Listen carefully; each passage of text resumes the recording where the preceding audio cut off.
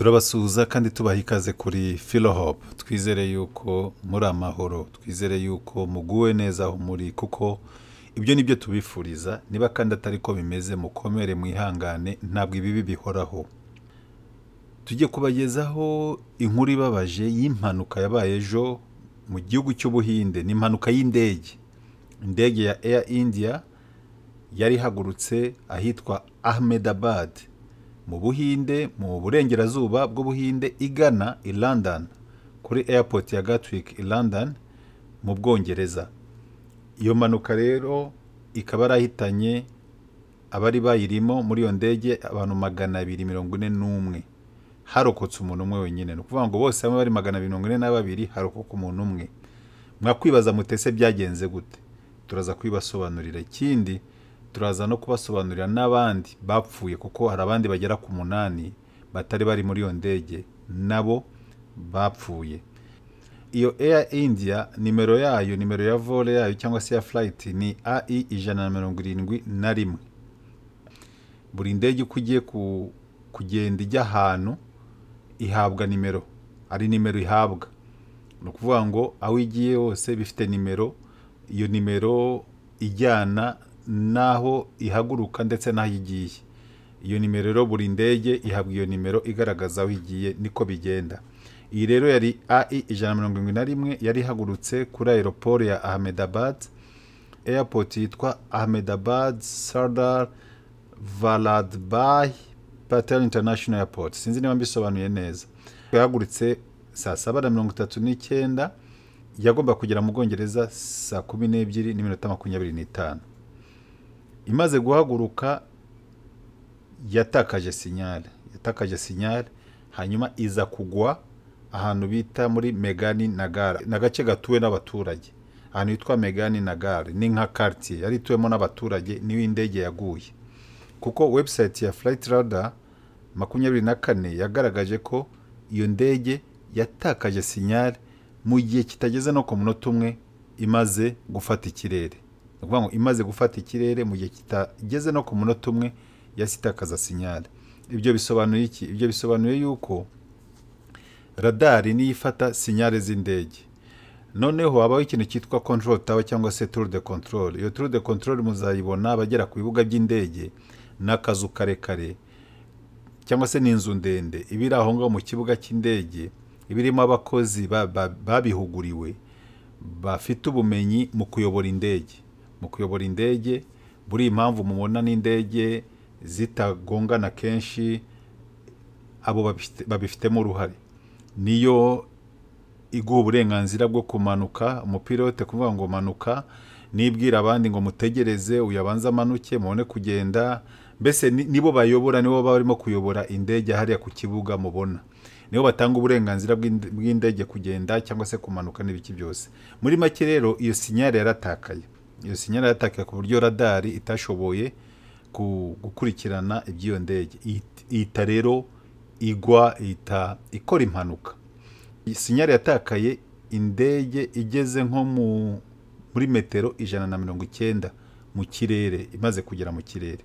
Indege rero yaguye ku inzu yari ituwemo n'abanyeshuri biga iby'ubuganga ndetse n'abaganga. Aho n'inzu mbese bari batuyemo abaganga n'abanyeshuri biga iby'ubuganga. Bigaragara ko mu gihe iyo ndege yagwaga kuri iyo nzu hari mu masaha ya lunch, bari barimo gufata ifunguro, kuko nyuma yaho ngo basanze n'amasahani menshi n'iki. Bigaragara ko abantu baza bafata ifunguro rya saa sita. Indege rero yarinjiye mu gisenge iragisenya. Birumvikana ko bifite ibiro byinshi, noneho bikazamo n'umuriro, kuko kenshi ifatwa n'inkongi y'umuriro.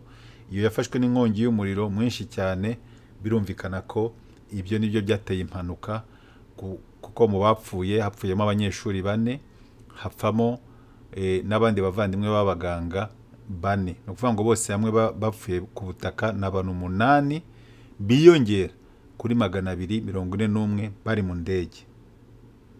Abantu benshi rero bihutiye kujya kwa muganga aho ngaho kugira ngo bamenye amakuru y'ababo, cyangwa se barebe niba babona imirambo y'ababo.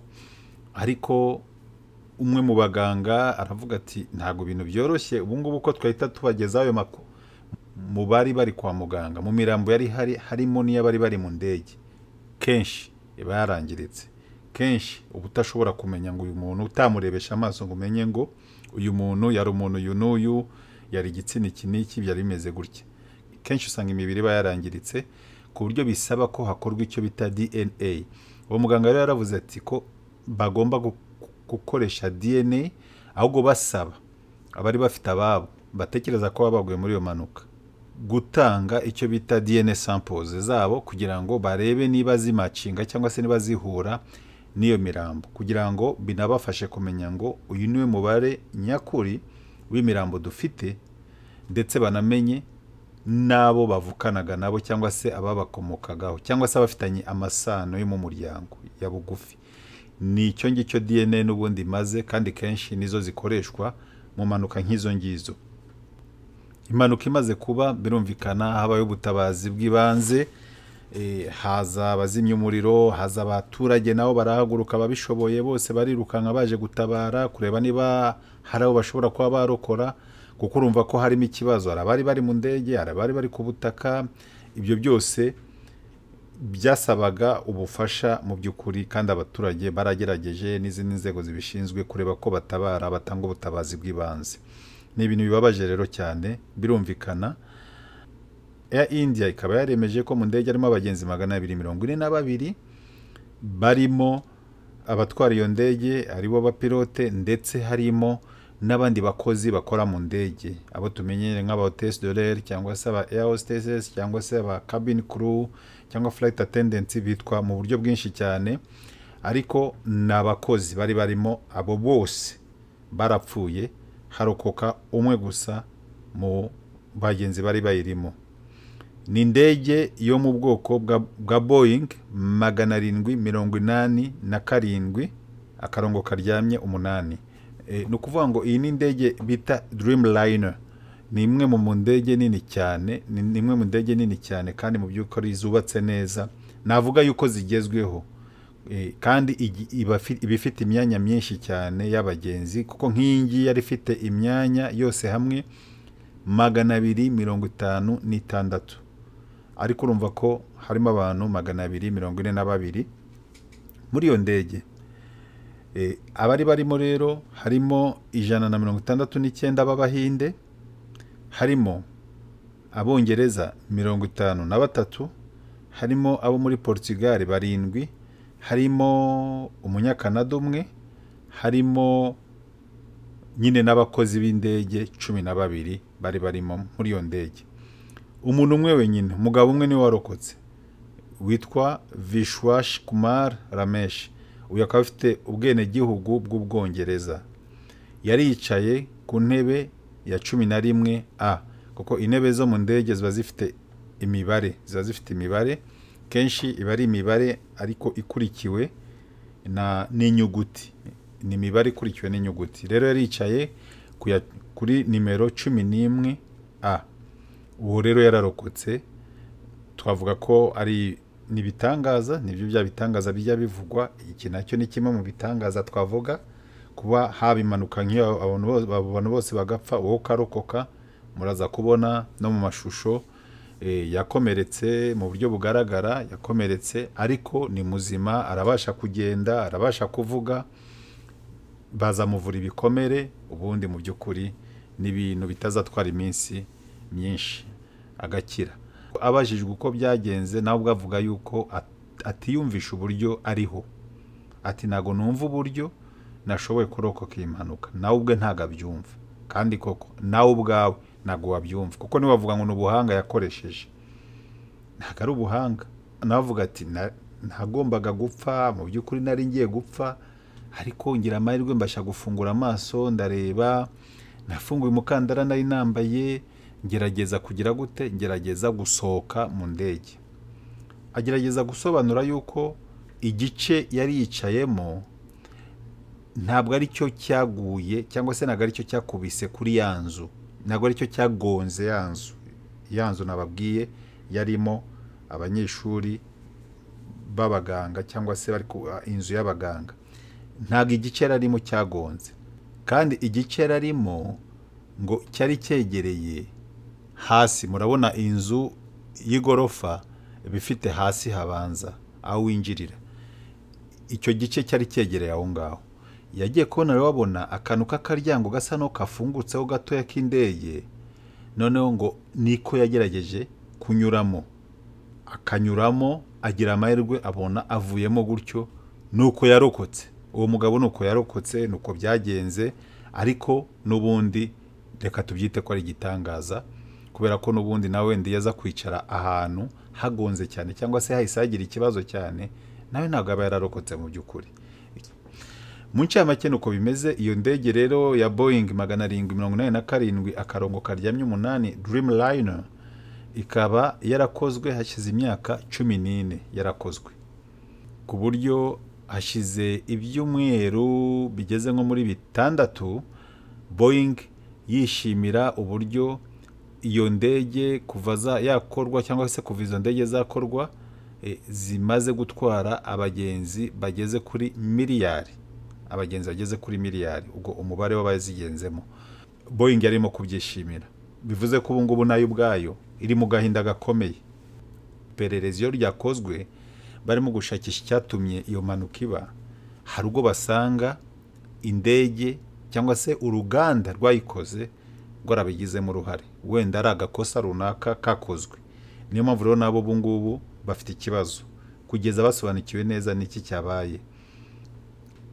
Kompanyi y'indege ya Air India igira indege zigeze ku 190. Birumvikana ko ni kompanyi y'indege nini cyane, kandi ikagiramo indege zo mu bwoko bwa Boeing 58. Birumvikana ko bakoranaga neza na Boeing. Ibyo rero tubikesha urubuga rwa Air India, website yabo.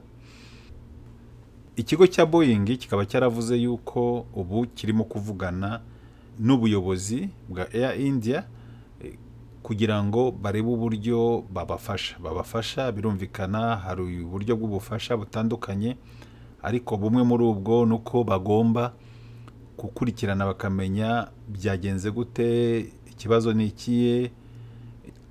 Ikindi nuko ubuyobozi bw'Ubuhinde bwahise butegeka yuko buri ndege yose, ubuyobozi bushinzwe ibibuga by'indege bwahise butegeka ko buri ndege yose ya Boeing mbere yuko ihaguruka hari za checks izajya ikorerwa, ni ukuvuga ngo hari ubugenzuzi zizajya zikorerwa zose. Kandi n'ubu ngubu izindi ndege zose zabaye zihagaze kuva iyo mpanuka yaba, bahise bahagarika indege zose.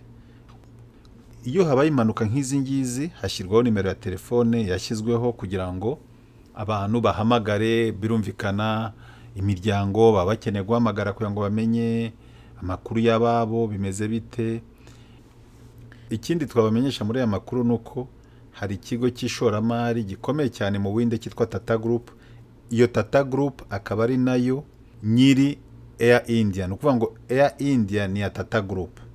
Iyo Tata Group rero nayo ikaba birumvikana yababajwe n'iyo mpanuka nk'aba nyiri kompanyi y'indege ya Air India, bakaba bemereye buri muryango w'uwatakaje uwe ibihumbi bigeze kuri 86 by'amapawundi. Ni ukuvuga ngo kuri buri umuryango wabuze buri muntu muri iriya ndege wemerewe ibihumbi 86 by'amapawundi. Ubwo ni miliyoni ibyo ari byose zigeze hafi nko mu 100 z'amanyarwanda cyangwa munsi yawo. Sinzi ivunjisha uko rihagaze, ariko ni muri ayo ngayo niyo Tata Group yemereye buri muryango ufite umuntu wabuze muri iyo ndege. Ikindi Tata Group yiyemeje yuko izishyura bills zose zo kwa muganga ku bantu bose bakomerekeye muri izo mpanuka, bose bagomba kwishyurwa na Tata Group. Irayishyura ibiri bubagendeho byose kwa muganga. Ikindi Tata Group yiyemeje kongera kubaka biriya bitaro byagonzwe n'iyo ndege, yiyemeje kubyubaka byose bikongera bikamera neza. CEO wa Air India witwa Campbell Wilson nawe yavuze yuko ababajwe bikomeye n'iyo mpanuka. Prime Minister w'Ubuhinde ariwe Narendra Modi nawe yasuye aho hantu habereye impanuka, nawe yiyanganisha imiryango agaragaza ko bibabaje. Umwami w'Ubwongereza n'umugore we nabo bababajwe n'iyo mpanuka mu buryo bukomeye. Premier Ministre w'Ubwongereza nawe yababajwe cyane n'iyo mpanuka. Birumvikana n'abayobozi mu nzego zitandukanye, birumvikana ko abayobozi bo muri ibyo bihugu byagizweho ingaruka ari bo bafashe iya mbere mu by'ukuri mu guhaguruka mu kuvuga ko bababajwe cyane n'iyo mpanuka, ariko n'abandi hirya no hino ku isi abagiye bamenya aya makuru yarabababaje. Ni inkuru ibabaje, tukaba dukomeza bagize ibyago, abagize ibyago, abapfushije ababo muri iyo mpanuka, bose nibakomere, bose Imana ibatabare, bose Imana ibagirire neza, kandi ibyo bagenerwa n'amategeko Imana ibafashe byose bibagereho kandi bahumurizwe. Murakoze mwese ababanye natwe kuri Philohope, nimwibagirirwe gukora subscribe kuri Philohope. Turabashimiye, mugire ibihe byiza.